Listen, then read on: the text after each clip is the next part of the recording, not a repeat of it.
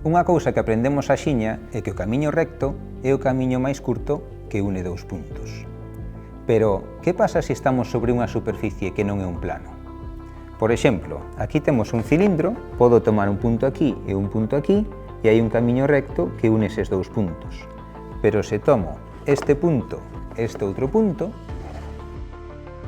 ao construir un camiño recto que pasa por eles, sairía da superficie. Entón, cal é o camiño máis curto que une estes dous puntos? Para achalo, o que facemos é desenrolar este cilindro e así conservamos as distancias e traballamos sobre un plano. E podemos unir estes dous puntos por un segmento recto. Enrolamos de novo o cilindro e vemos que esta curva é un arco de circunferencia. Se tomamos outro punto aquí abaixo e outro máis arriba, podemos repetir a mesma construcción. Un punto por aquí, outro por aquí, unímolos por un segmento recto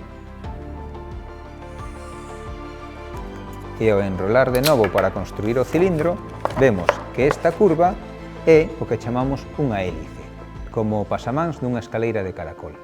Estes camiños, que son os máis curtos entre dous puntos, son arcos de curvas que chamamos xeodésicas. Mais formalmente, as xeodésicas son curvas que, no espazo ou na superficie onde esteamos mergullados, minimizan a distancia entre puntos próximos.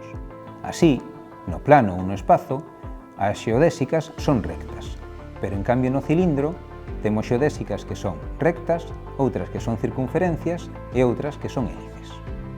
O que caracteriza as xeodésicas entre o resto dos camiños é que ao percorrelas non viramos cara a ningún lado.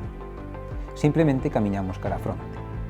Así, no plano ou noutra superficie, se camiñamos sempre cara a fronte, percorremos un anaco de camiño que minimiza a distancia. É unha xeodésica. Pero se viramos cara a un lado, xa non. Na imaxe vemos como un coche que vira a dereita e a esquerda non segue unha xeodésica. Un avión que percorre un paralelo preto do polo norte na superficie terrestre ten que corrixir constantemente a súa dirección.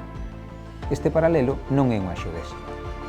En cambio, se un avión avanza cara a fronte sen virar a dereita ou a esquerda, acabará dando a volta completa á Terra, percorrendo unha circunferencia do tamaño do Ecuador, que é unha xeodésica na esfera.